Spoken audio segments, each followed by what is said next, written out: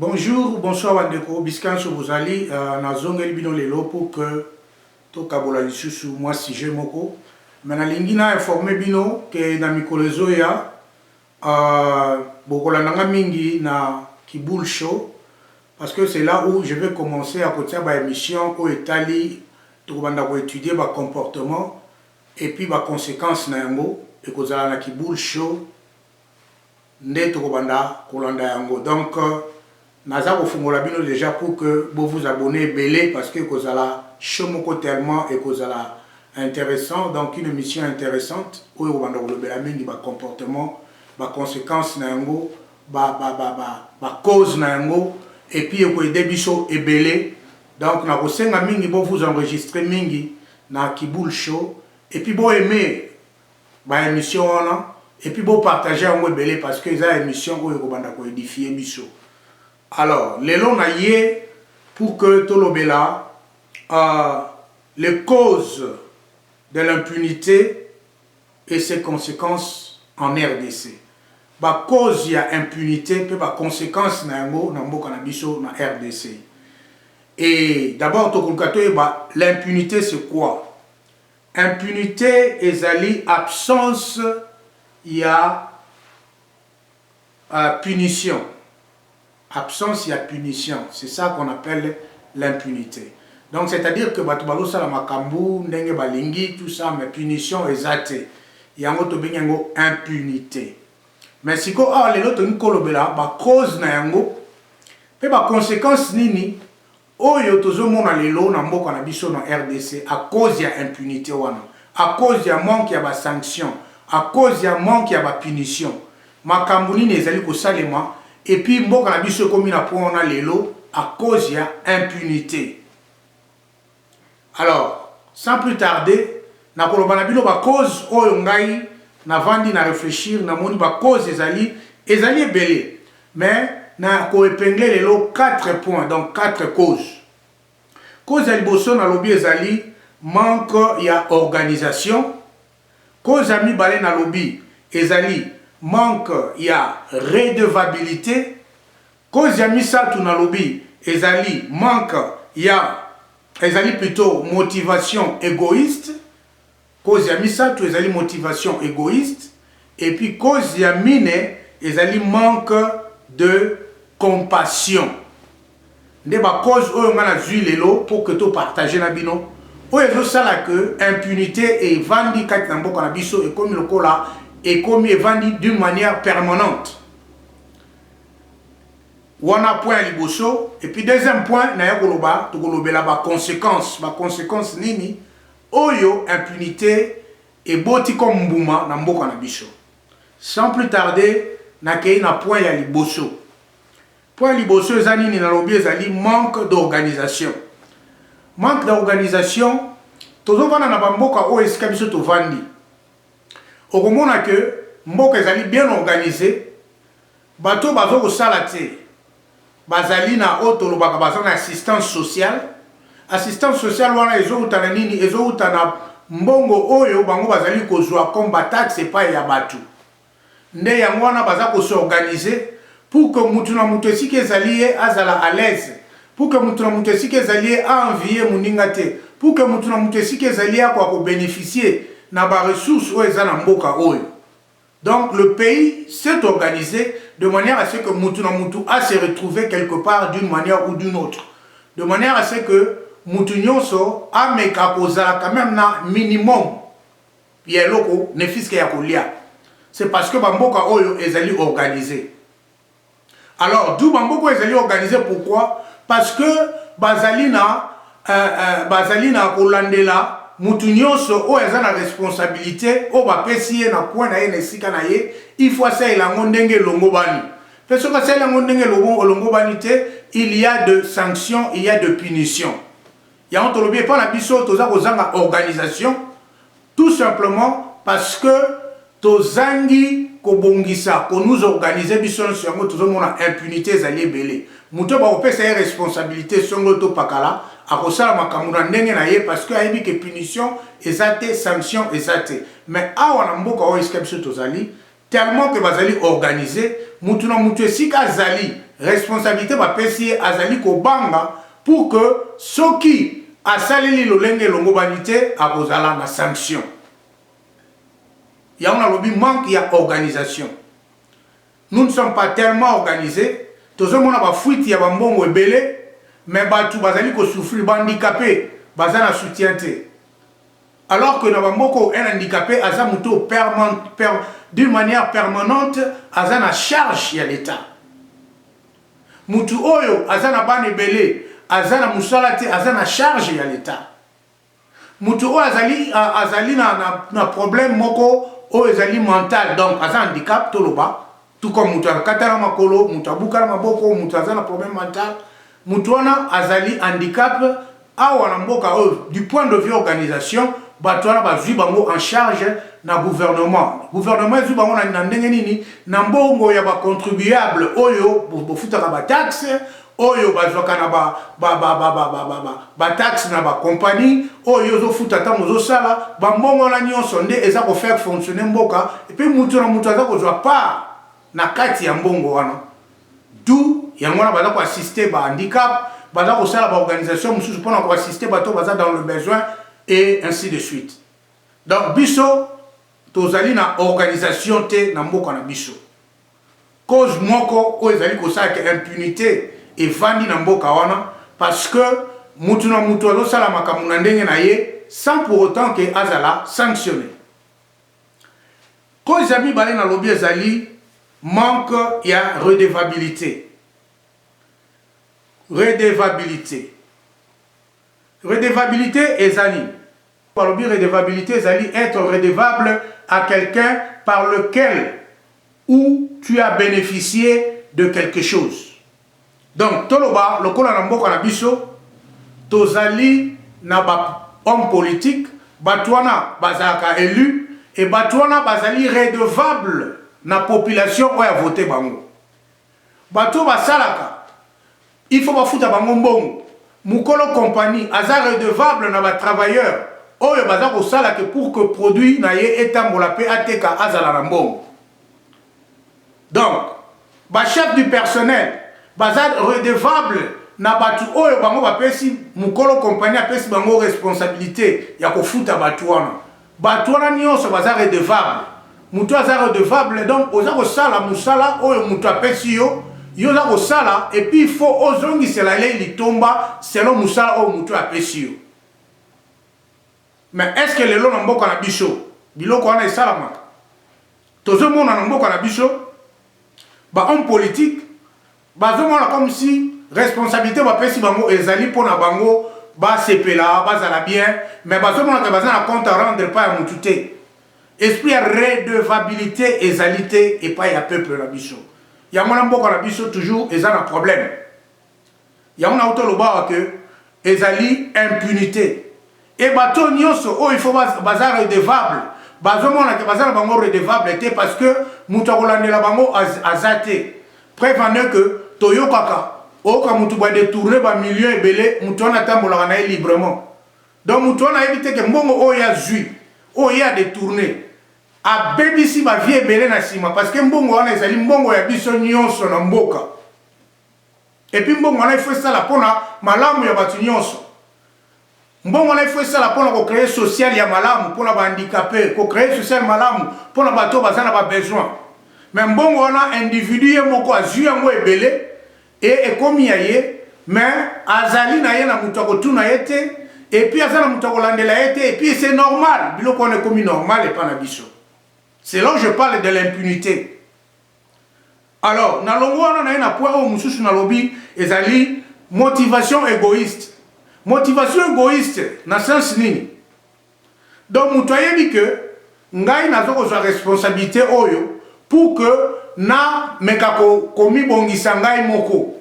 Et puis tant na mi bongisi ngai moko, mutu pe akotuna ngai na likambo naza kosala azate. Et surtout ceux qui nous ont entourés dans la konzi, tout autour de nous, donc je me permets de tout faire. Parce que nous avons dit que nous avons dit que nous avons intervenir pour nous.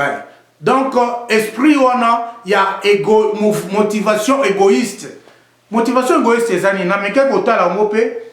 ezali nini? L'égoïsme, c'est attachement excessif à soi-même qui fait que l'on ne cherche que exclusivement son plaisir et son intérêt personnel.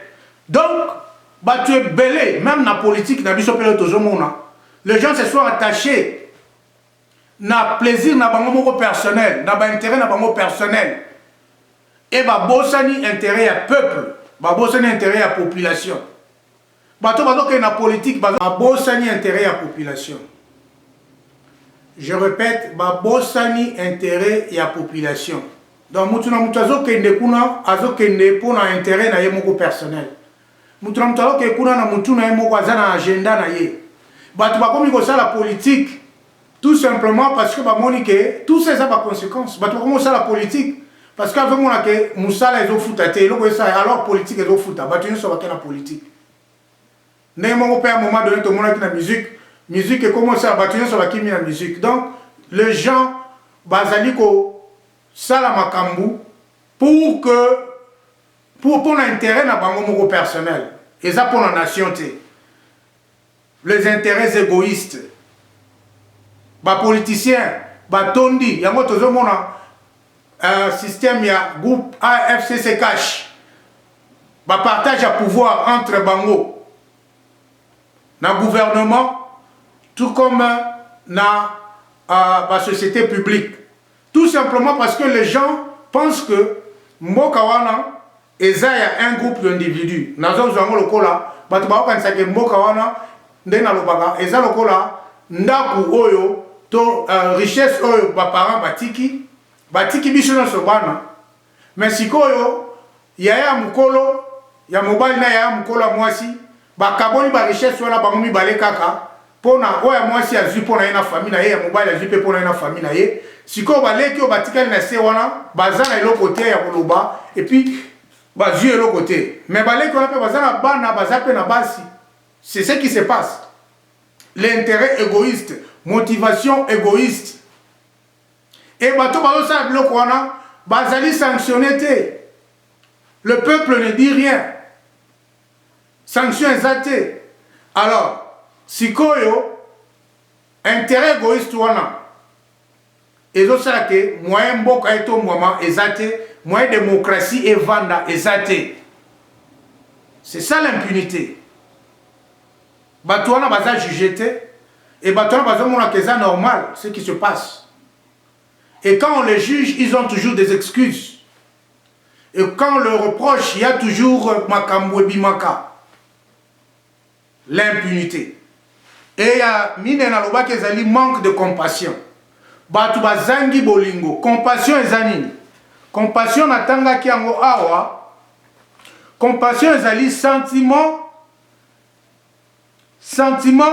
de pitié qui nous rend sensibles au malheur d'autrui. Sentiment ya mawa ou esala keto yo ka mawa pona pasi yo moninga zanango. Sentiment on longwe kati na batu. Ezali soute. Le fait que batu bazana sentiment on a te. Batu o bazaba victime, il y a injustice. Et puis batu o bazali ba auteur. Il y a une injustice on a pour la bango. Batouana baza poursuivi te bakoy ko la bango te parce que jugement exalté. C'est ça l'impunité. Nous avons vu que namboka la biso za na batebele ba kufi injustement. Batebele ba kangama injustement. Mais batouana lokola baza na batako la bango te. Pour mutu na mutu azola na intérêt na personnel. Azola na intérêt à moninga te. Compassion exaltée. Justice exaltée. C'est ça l'impunité. Manque à jugement. C'est ça l'impunité. Et donc ça que mboko na biso moyen kende liboso exalté. Et babilo ko wana ezana ba conséquences. Conséquences nango ezani. Conséquences nango tozomona dans la société, tozana écart moko social o eza très remarquable. Très remarquable. Parce que ba o bazo joie, bazo continuer ko joie. Ba o baza ko yiba, bazo continuer ko yiba. Ba o bazo sala mabe, bazo continuer ko sala mabe. et puis population assez atikali aza toujours côté patepa. Aujourd'hui, un montant énorme, un montant exorbitant. On a détourné 300 millions, on a détourné 400 millions, on a détourné 200 millions. Ce sont de gros montants. Mais au moment où la vie sociale il y a battu, il va souffrir. Or, on les alliés pour la bâtinios. Pourquoi? Parce qu'il y a de l'impunité. On trouve que c'est normal pour passer à yango. Parce que bango basi batia na mutu na bango ke mboka wana ezali ya bango. Baboso ni ke mboka wana ezali ya batu nyonso. Ndenge na bimboka wana ezali lokola héritage papa atikeli batu nyonso. Il faut que mwana a bénéficier na yango. Mais batu wana bazwi yango bakomisi yango ya bango moko. Yo moko tango ozwa mbongo wana peut-être 400 millions, 200 millions, mais ozomona ke na quelque part na kwa moko batu baza kolala nzala 3 jours, 4 jours baliaka te. Ozomona quelque part na kwa moko ba handicapé bazangi eske ya kolala. Ozomona quelque part na kwa moko boye batu baza ko souffrir. Est-ce que na mutema na yo ozoyoka ndenge nini? Manque ya compassion. Batu basili mawa. Batu bazoyoka baninga na bango musu mawa te. Bikela moloko na bango mawa esili kata mitema na bango. Mais batu babosani ete biloko wana eza biloko atango muke. Okota masé na ngo nyonso pe mbala mususu ko kende pe ko lea ngo nyonso to ko sisa ngo nyonso te. Les gens se permettre azo ba mbongo, azo ba or, azo biloko kende ko bomba ngo na étranger. Pendant que les gens souffrent, batu baza kozanga kolia, mbongo wana vandi na moka na compte ça ya biloko te. Compassion ezate na mitema na batu. Et puis ces gens-là ne sont pas jugés, c'est sans l'impunité. Conséquence et impunité. Et ça dit que travailleurs baza impayés. Travailleurs baza impayés. Travailleurs baza impayés. Akobungi sa motivation à musala, moyen à musala ezate. Parce que nous avons que musala na aucun sani bafuta angaite. Le Congo, ezamboko na zomona ke o esali ke mutakoko déclarer que non a sali 3 ans, 4 ans, 5 ans na sala kamena bafuta ngate. Mais comment expliquer? Batu musu baza ko détourner bambongo belé. Batu musu baza ko zo ba salaire na bango régulièrement. Mais batu wana bino bozo zo ba salaire boza ndenge moko na bandeko mususu bango pe baza na bana, baza pe na ba famille, baza pe na ba besoin. Mais bino bozui mboka et comme il lokola eloko bien moko privé. Voilà l'impunité. Impunité on est comme ça que parents o ezaki na mwana à perdre autorité na ye parce que aza suko koka ko supporter mwana na été. Impunité on est comme ça que le fait que parents ont koka suko supporter mwana te. Mwana a ko luka abima et ko créer eloko torobi et ko engendrer oyo molimo torobi ya nini ya débrouillardisme. Chacun pour soi, Dieu pour tous. Ba cause ya impunité. Rami ba conséquence ya impunité. Pour na mwana oyo aza eloko koliate avant di tongo nzala ti pourquoi jour la nzala azoke ne classe te eloko osali nini na bimana ke ne pe ko luka. Ba o baza esprit faible. Akomona ke olia kende ko luka, aluka ta sirage, aluka te eloko songolo, ya ko luka ko kende ko matraquer batu mususu pe o bazo luka lokola ye. Batu mususu pe o bazo mona passe lokola ye. D'où ba phénomène kuluna ebimi, d'où ba phénomène ebele. Tout simplement parce que batu ba continue à débrouillardisme. Batu bazo luka survie na bango. Et loko wana cause union ces alliés parce qu'il y a de l'impunité. Katina, soit bateau bazo sur ma responsabilité. Ma personne responsabilité quelque part. Si quelqu'un a une responsabilité, on est à chef de quartier, on est à chef du personnel. Si quelqu'un a une responsabilité, on est à pour la yoté. Tu es redevable. Tu es redevable. Moutou a redevable a dit que ceux qui n'ont pas à monter, je serai jugé. Et ceux qui n'ont pas jugé, je risque de perdre ma position ou je risque de perdre même avantage à mon Kenasanango. Et puis, moutou, ceux qui ont continué à remonter à Kimbo, on a biso et qu'on a changé. Et là, on a conséquence sur ces années. Conséquence, et ça, c'est ce que Batu, Baza, c'est ce que bolingote. Yakimoto, Kibomoto. Donc, Moutounion, ce temps, on a dit Moutounion, kanisa pour l'intérêt na yemo connaît na robaki égoïsme personnel.